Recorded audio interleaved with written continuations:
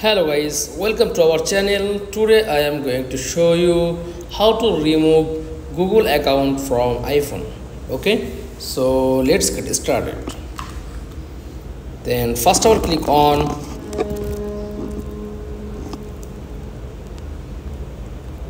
settings.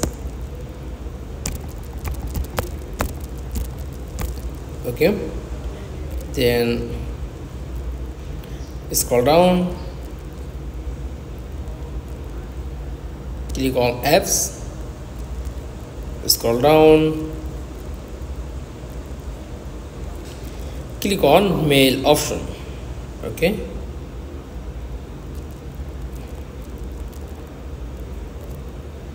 and click on this option,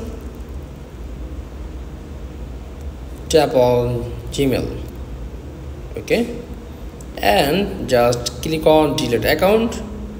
Just click delete account and remove Google account from iPhone. That's all.